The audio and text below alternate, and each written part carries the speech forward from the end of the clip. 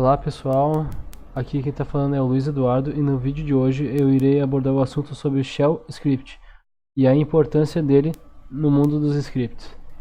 Então vem comigo.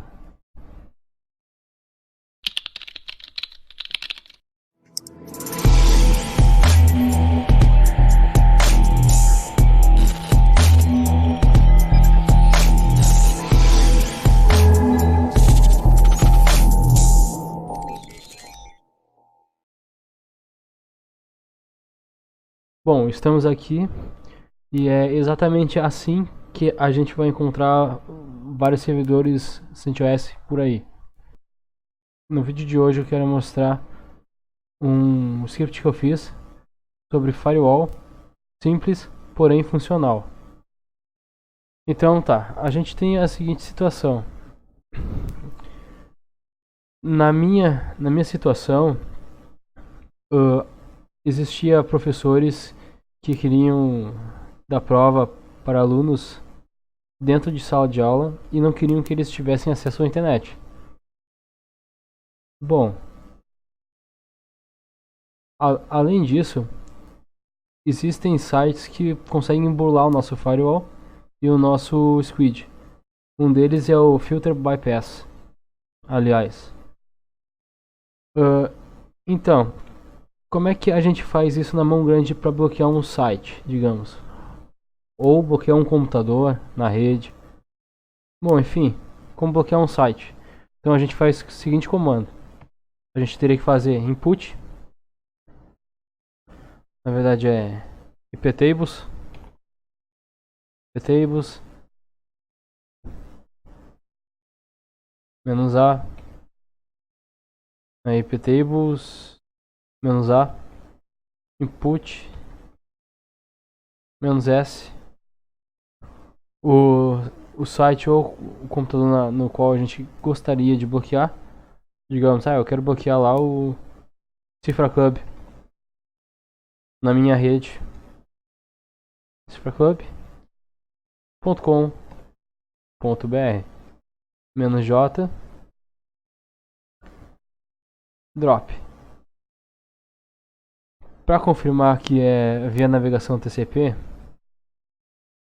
que tem relacionamento com o HTTP e a internet, então a gente bota um "-p", TCP, "-m" da máquina, para confirmar que é na nossa máquina, e o "-j", "-drop", que ele vai, ao consultar esse site, e se esse site estiver vindo para o nosso PC de origem, então ele vai ser bloqueado. Além disso,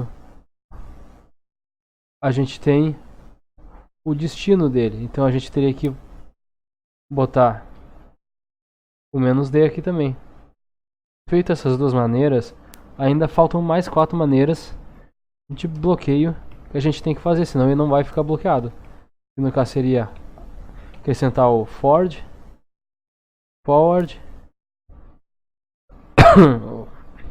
aí depois dá um enter, aí depois aqui acrescenta o destino e por último o output,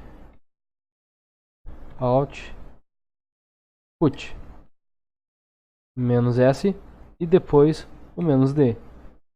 Enfim, a gente teria que fazer esse processo sempre que a gente quisesse bloquear um site. Só que digamos que a gente tenha uns 30 computadores num laboratório e a gente tem que bloquear os 30 computadores no laboratório. Então eu me deparei com essa situação. E eu fiquei pensando, através de vários treinamentos e YouTube e blogs, então eu consegui adquirir um certo conhecimento na época sobre a linguagem Shell Script e consegui fazer esse programa que eu vou mostrar para vocês. Antes de tudo, vocês vão ter que instalar aí uma aplicação gráfica para reproduzir um script de forma gráfica. Vocês vão entender o que eu tô falando. Vocês vão aí install yum, install, "-y", para confirmar as opções. E aqui a gente digita o seguinte, dialog, e instala essa aplicação. Ela vai ser muito útil pra gente. Após isso, agora a gente já pode fazer programas em Shell Script de forma gráfica, digamos. Eu vou mostrar como. Aqui no seguinte diretório, /etc, existem uma pasta chamada gerenciador firewall. Aí dentro está o script no qual eu tive que criar por necessidade. E aprendi bastante coisa também. Eu vou entrar nele.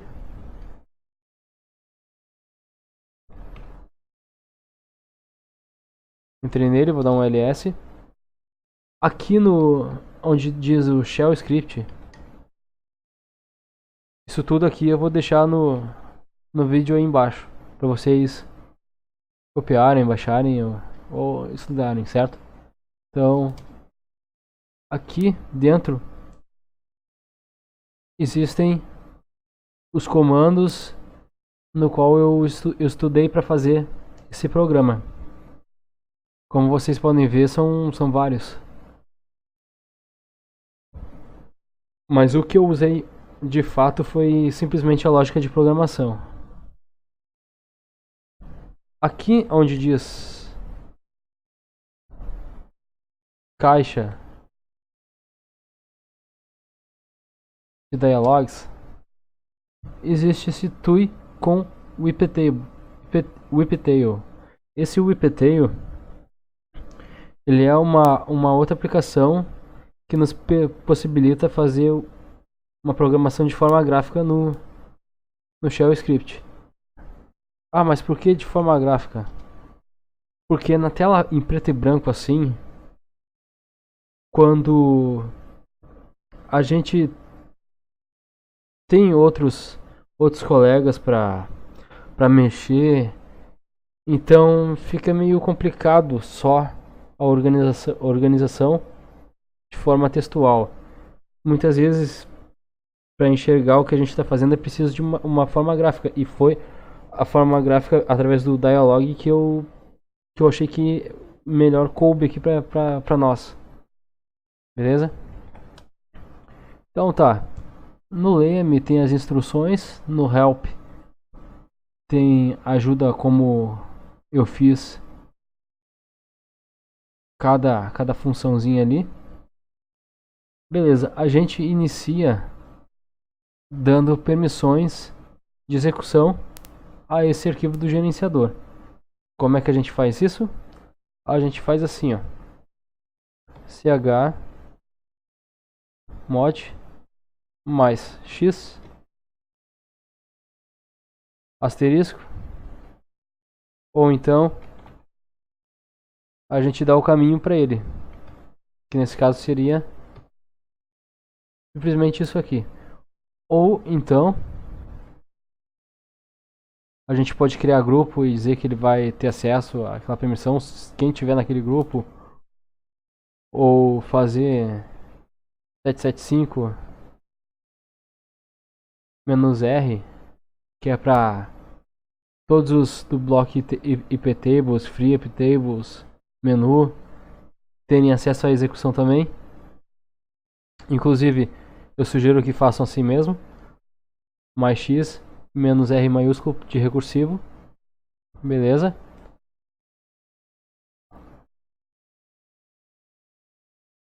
Bom, agora o primeiro script que a gente vai estudar aqui vai ser a primeira coisa no qual esse programa vai ter acesso, que é o gerenciador de firewall. Eu vou abrir aqui o gerenciador firewall.sh. Aqui, como vocês podem ver, ele é o menu principal. É através daqui em que eu vou dizer o que vai vir depois, se eu vou querer adicionar uma nova regra ou não. O seguinte comando: dialog É como se fosse o MSGBox lá do VBS, exatamente parecido. Aqui eu vou dizer para ele o menos menos. Tá, então aqui significa. Vou adicionar um título. Qual é a opção que eu vou ter nessa caixa de mensagem? Vai ser um sim ou um não. Eu vou esperar receber. Aqui eu boto a mensagem que vai aparecer nessa minha caixa de dialog. Você deseja adicionar mais regras? Sim ou não? Aqui é o tamanho. No caso é a largura e a altura, se não me engano. E a saída. Dizer que ele vai ter que ter uma saída. Isso que tudo aqui é padrão. Desse comando aqui. Bom. Aqui onde está status, isso aqui é uma variável. A gente simplesmente cria uma variável dessa forma aqui. Dizendo, botando o nome dela e o valor no qual a gente quer inserir. Nesse caso aqui, a gente está inserindo uma variável muito importante do Shell Script, que é o cifrão e o ponto e vírgula. O ponto e vírgula é uma variável do sistema no qual ela nos traz dois valores, 0 ou 1, onde o 0 vai ser sim e o 1 vai ser não.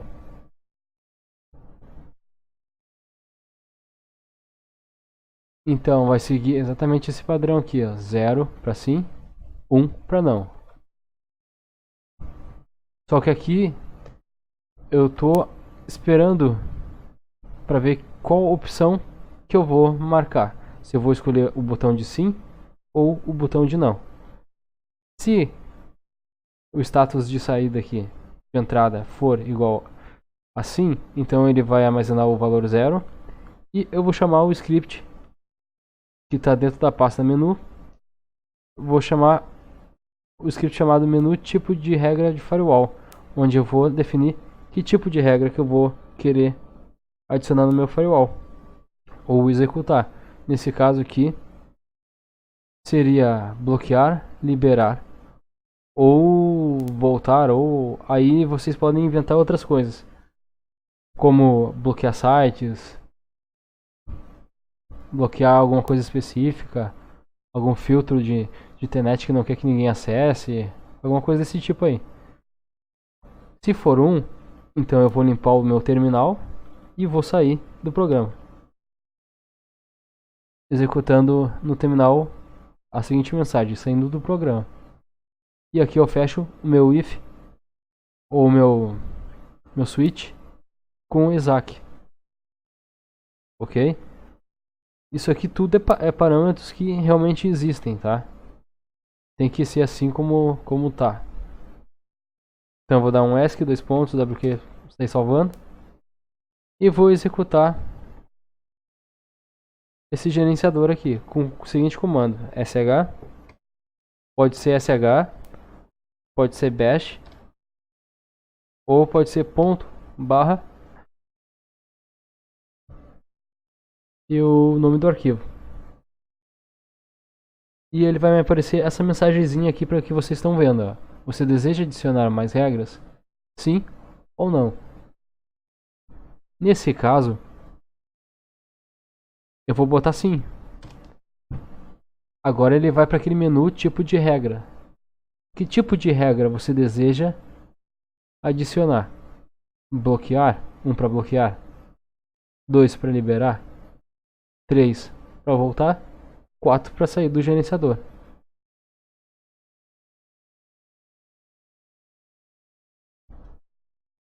Eu voltei e aqui ele tá com um certo bugzinho aqui.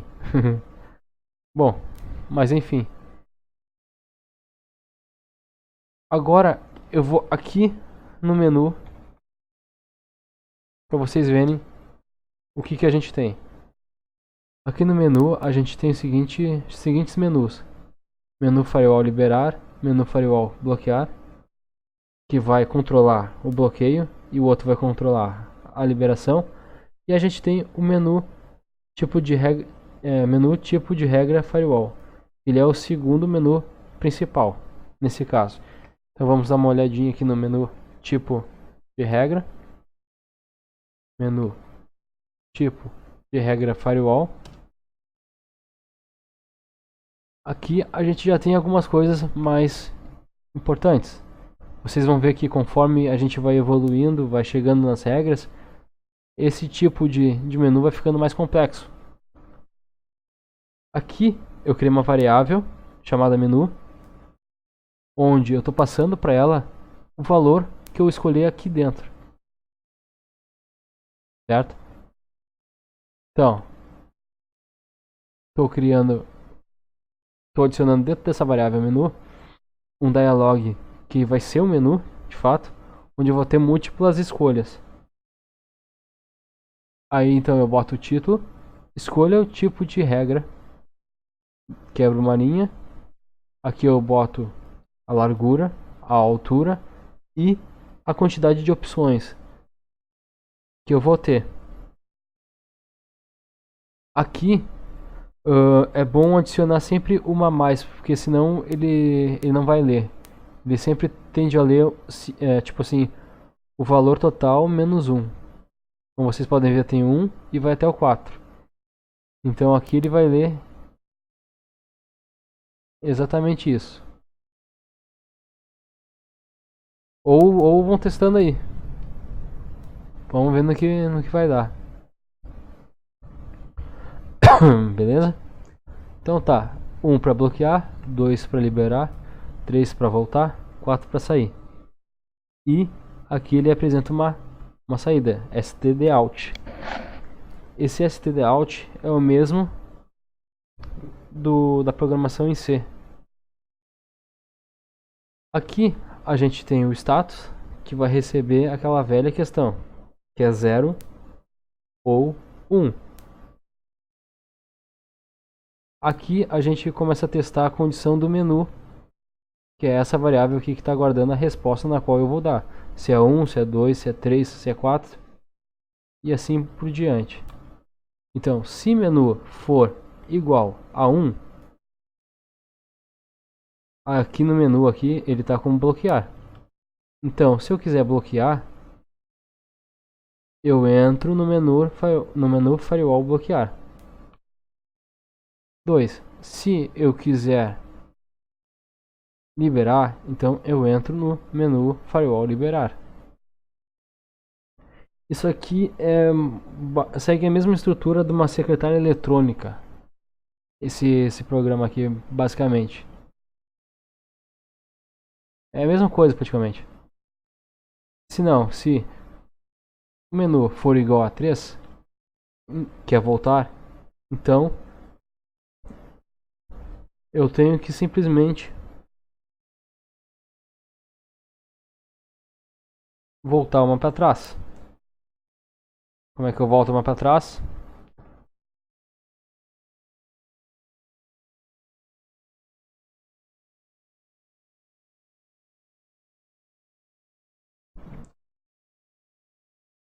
Se não me engano é isso aí.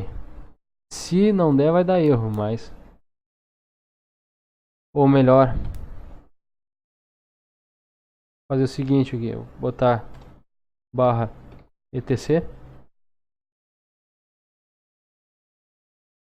barra gerenciador firewall barra gerenciador firewall. Beleza?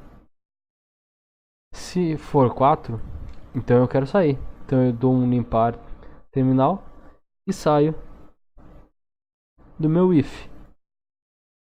Beleza? Bom, aqui ele fica guardando o status de saída, porque se for 1, então ele vai sair do programa também.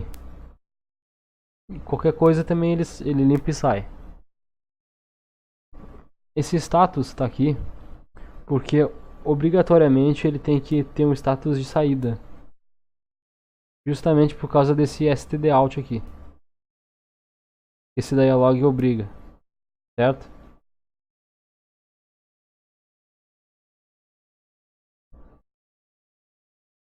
E essa opção na qual eu estou botando sim, eu quero sair, essa aqui recebe o status 1, que é essa aqui, que vai sair da aplicação em si no geral. E eu fecho esse if else aqui com o exec. Beleza? ESC dois pontos, wq sair salvando. Agora vou executar lá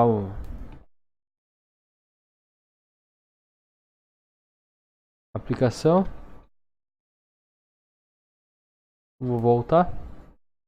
Vou executar aqui a aplicaçãozinha aqui. Vamos ver como é que vai estar. Deseja adicionar mais regras? Sim. Bloquear, liberar, voltar. Eu vou voltar. Ele voltou para o menu anterior. Deseja adicionar mais regras? Sim. Que tipo de regra eu vou querer? Bom, eu vou querer bloquear. Agora aqui é exatamente o mesmo padrão da anterior. Não tem a diferença. Exatamente as mesmas múltiplas escolhas.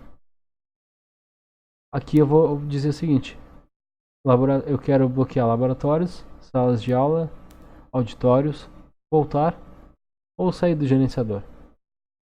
Eu quero bloquear os laboratórios. Quais são esses laboratórios que eu quero bloquear? Eu quero bloquear o laboratório 210. Ou, então eu quero bloquear o laboratório 214B. Quando a gente pressionar o Enter, se tiver no laboratório 214B ou qualquer outra opção de laboratório, então ele vai fazer um monte de regras de IP tables que vai bloquear os computadores do laboratório 214B ou qualquer outro tipo de laboratório que vocês desejarem colocar. Eu vou mostrar para vocês já já. E simplesmente ele não vai mais deixar passar a internet. E eu vou mostrar como isso é feito agora. Vamos lá onde estão os laboratórios. ls. Primeiramente, vou vir aqui no menu. Aquele menu de bloquear, ele simplesmente vem para cá. Escolhi bloquear lá. Então eu venho para o menu, Firewall, bloquear. Aqui ele vai me dar as opções. O que eu quero bloquear? Naquele caso ali eu escolhi o laboratórios, certo? Então ele tem que vir a opção 1 aqui, onde está Ash Laboratórios. Então ele tem que vir acessar o menu Block, já que eu escolhi o menu gerenciar Firewall para bloquear. E ele tem que vir no menu Firewall bloquear laboratório, certo? Vamos dar um ESC dois pontos aí salvando. ls. Então eu entro na pasta menu underline block.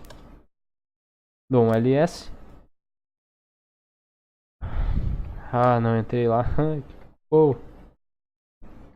Vamos lá. Block. Beleza, eu entrei. Vou dar um ls. E aqui a gente tem as opções aquelas que estão dentro do menu Firewall bloquear. Então a gente tem a forma de bloquear auditórios, menu Firewall bloquear salas de aula, menu Firewall bloquear laboratórios. Eu vou abrir o menu bloquear laboratórios. Beleza? Abrindo o menu aqui de bloqueação de laboratórios, a gente tem a página final aqui. Qual o laboratório que você deseja aplicar a regra? Que é o Enter final, nesse caso.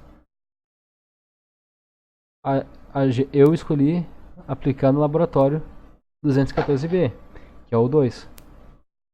O 2 está aqui. Esse aqui, ó.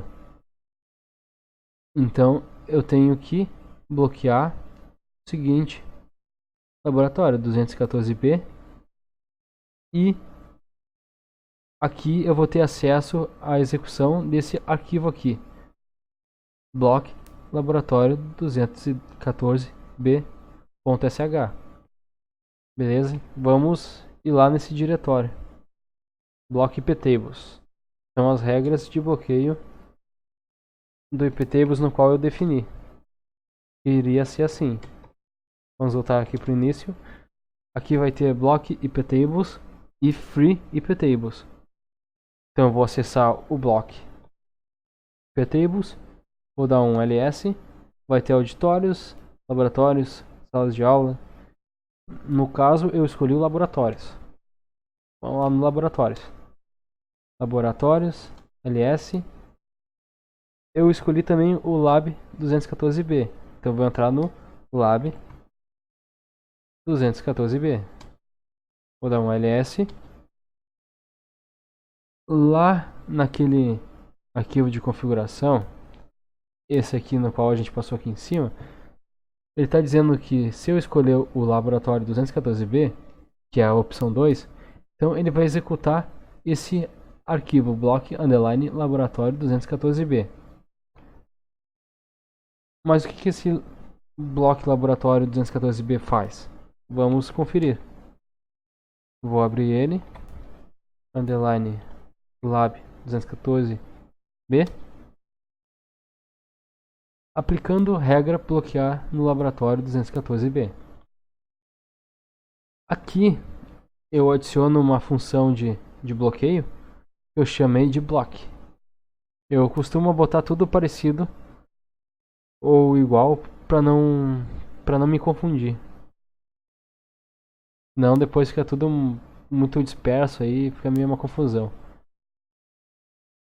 Então, essa variável, ela vai guardar o quê? Ela vai guardar uma execução de algum arquivo ou programa. Que na prática é como se fosse uma função. Entre aspas virada. Ou deixa eu ver.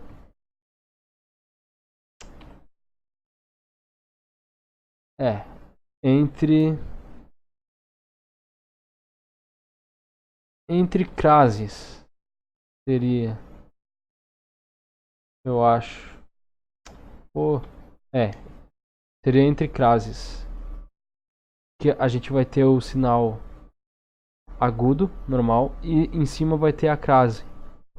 Então a gente usa a crase para abrir e a crase para fechar aqui no final. Quando é um programa que a gente quer executar e salvar numa variável. Nesse caso, está salvando na variável block. Então a gente vai executar esse arquivo chamado block underline for laboratório 214b. Pelo nome, a gente pode perceber que é um for. Então esse arquivo guarda um for no qual vai ser executado. Então aqui é o seguinte, eu vou guardar no status o sim ou não. Eu vou abrir um dialog dizendo regras de bloqueio. Vou abrir um MSG Box, exatamente igual ao BBS. Nesse caso aqui ele é só uma caixa de mensagem de positivo, me informando depois que o laboratório for bloqueado, que ele vai me mandar essa mensagem aqui para mim: laboratório 214b bloqueado menos o PC do professor. E aqui eu tenho a largura e o tamanho dessa caixa de mensagem. E nesse caso aqui, acrescentando MSG Box, ele não tem opção nenhuma. Ele não tem opção nenhuma, não tem o sim ou não, yes ou no. Aqui não tem nada, ele é só uma caixa de mensagem no qual vai nos informar alguma coisa. Beleza? Como a caixa de mensagem não tem nada, então o próprio sistema ele diz que o valor de retorno dessa caixa de mensagem, ela é sempre positiva, ela é sempre sim. E o sim, a gente sabe que o valor dele é 0. Então, no teste, em caso de teste, vai ser sempre 0. Quando a gente clicar no OK já ali, vai ser 0. Ele vai limpar o shell, o terminal, e vai sair do programa, fechando esse digamos que é um switch. Case status é a mesma coisa que o switch do C ou outras programação. Ele vai fechar com o exec, beleza? ESC 2 pontos, sair salvando. Mas o que ele vai executar mesmo? Ele vai executar as regras do iptables, que está no block for laboratório 214B. E aqui estão as regras de bloqueio do nosso iptables, sendo infinitamente melhores aplicadas dessa forma do que imagina vocês terem que... Essa é uma das vantagens do Shell Script. Ele entra para um dos mais importantes, sem sombra de dúvida, arquivos de scripts que a gente pode aprender na vida. Por quê? A gente tem 1, 2, 3, 4, 5, 6 regras de iptables para bloquear um site, digamos, ou um computador em específico. São 30 computadores. Para bloquear os 30 computadores, digamos, os 30 computadores, eu tenho... Parei que eu tenho uma regra aqui que vai explicar melhores. Eu vou entrar no outro. Eu vou entrar no Lab 405. É o mesmo esquema. Então eu vou vir aqui no block underline for. Esse aqui sim tem 30, ó. São 31 computadores com o do professor. Mas como o do professor não vai ser bloqueado na internet, então são 30 ao total. Então o que eu faço aqui? Eu faço um for contando de 1 a 30. Nesse caso o i recebe o 1. Enquanto o i for menor ou igual a 30, enquanto não chegar a 30 esse i, ele vai fazendo isso aqui. Ele vai fazendo essa condição. Que condição é essa? Se a minha variável i, que o i ali ele é uma variável,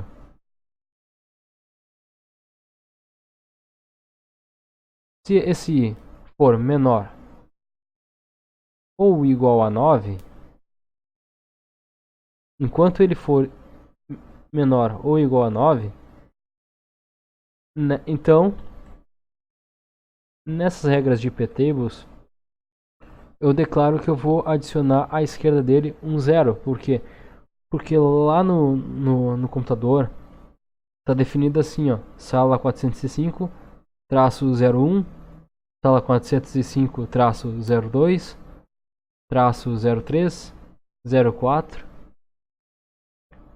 Só que para adicionar esse 0, eu tenho que fazer essa condição primeiro. Beleza? Se não, se ele for maior que 9, então não precisa mais adicionar o 0. Simplesmente eu adiciono aqui a minha variável i. E aí ela vai 10, 11, 12, 13, até chegar no número 30. Após chegar no número 30, vai dar OK. E o bloqueamento vai estar completo. Do computador 01 até o computador 30. Com esses seguintes comandos. Se eu não tivesse feito esse tipo de regra aqui, com for, eu teria que fazer simplesmente... Eu teria que fazer tudo isso aqui 30 vezes. Então, 30 vezes 6 das 180 linhas de código.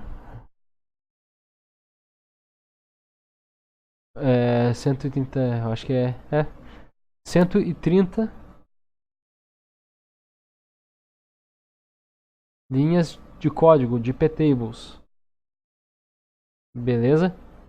Mas desse jeito a gente fez em poucas.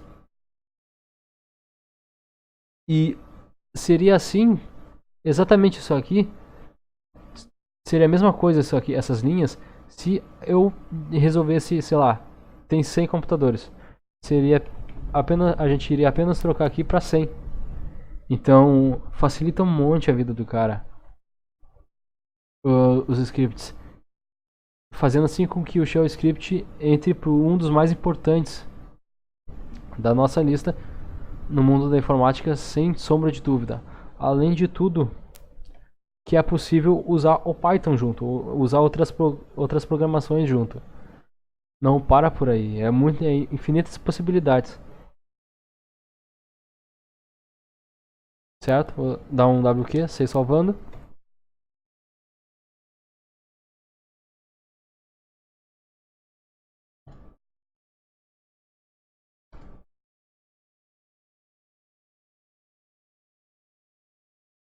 Bom, outra coisa que eu queria mostrar pra vocês aqui, rapidinho, aproveitando aqui, é o seguinte, eu vou lá na pasta do gerenciador. Não, eu vou ficar aqui mesmo. Vou dar um ls /etc gerenciador firewall. Lá está o nosso script de programa, certo? Um programa comum, como o Vim, a gente apenas executa aqui. E ele abre o nosso editor de texto. Para a gente poder abrir o nosso editor de texto também, ou para a gente abrir o nosso programa dessa forma, gerenciador, gerenciador, firewall. Pode ver que ele não aceita esse comando. Para que a gente possa fazer esse comando funcionar em qualquer parte do nosso terminal, onde a gente estiver, basta apenas fazer o seguinte comando. E a gente precisa adicionar o atalho do executável da nossa pasta ou no /bin ou no /usr/bin. Um desses dois a gente tem que adicionar nosso comando. A princípio de normas, recomenda-se adicionar no usr/bin. Mas eu vou adicionar no /bin, que é onde fica os executáveis do nosso sistema Linux. ln-s /etc gerenciador firewall gerenciador firewall. Agora eu indico aonde eu quero criar esse link. Eu quero criar esse link no meu /bin com o nome ger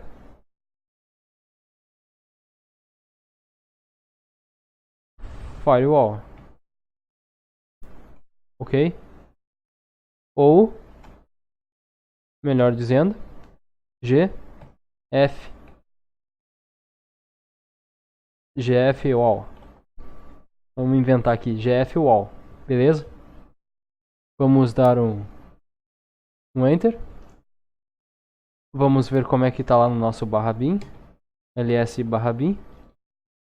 Vamos procurar por g.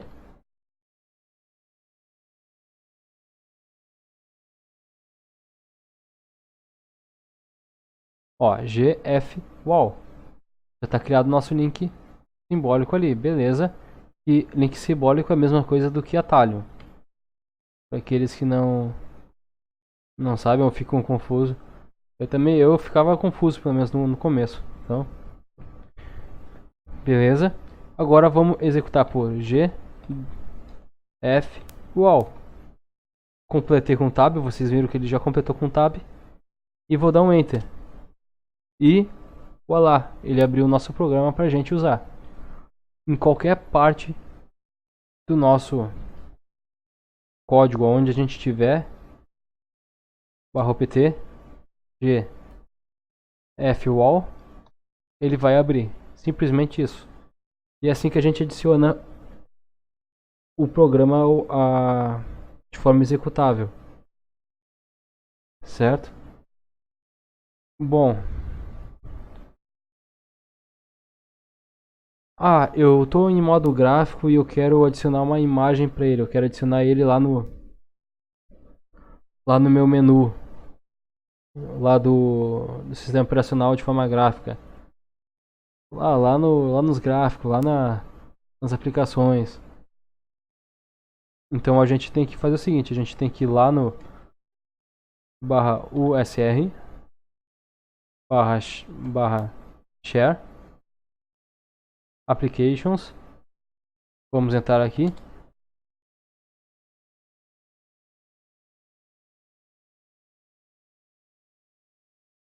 E aqui dentro vai ser onde a gente vai colocar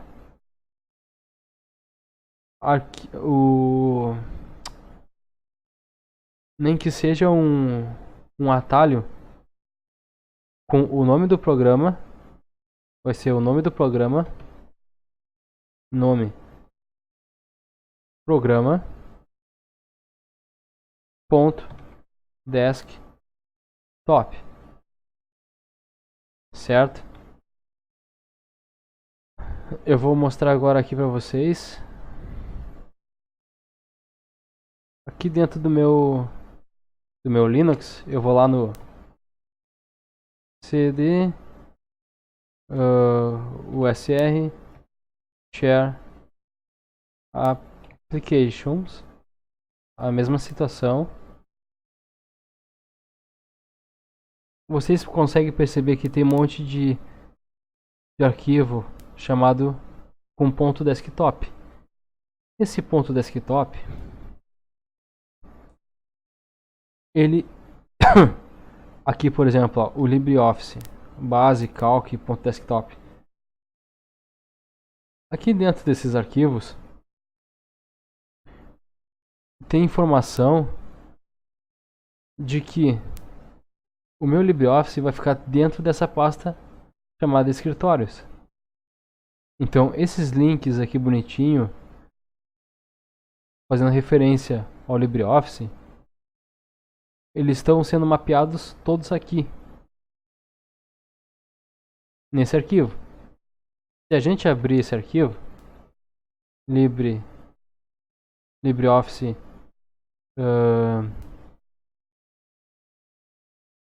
Writer, que é o editor de texto. Esqueci que eu tô no ó, a gente vai ter exatamente esse arquivo. E assim vice-versa, para criar um vínculo e botar aqui dentro de qualquer um dessas opções o nosso programa aqui ser mapeado, para ser mapeado, a gente vem aqui e coloca essa informação aqui, desktop entre com chats, a versão do nosso programa, o ícone, a gente bota o local do nosso ícone e que tipo de programa é esse aqui que eu estou adicionando nele. É óbvio que é um executável, então a gente bota application. A categoria ele é de escritório, Office, Word Processor, certo? O executável no qual eu estou querendo executar. Aqui é o LibreOffice. Lá no meu gerenciador, seria gerenciador firewall. Eu colocaria aqui dentro. Beleza? Esse mini type aqui não precisa.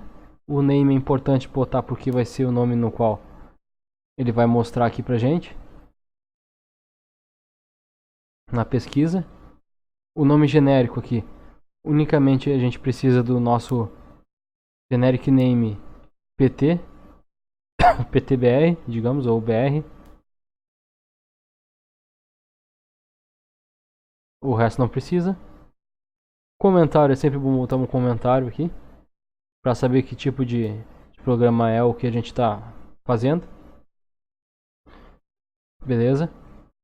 Aqui em Keywords Text, ele literalmente vai definir em que tipo de palavra-chave, acessórios, desenvolvimento, escritórios, gráficos, internet, jogos, multimídia, wine, administração, preferências, em que palavras-chave ele vai pesquisar primeiro para inserir o nosso executável dentro desse link aqui. Então tenham cuidado com isso.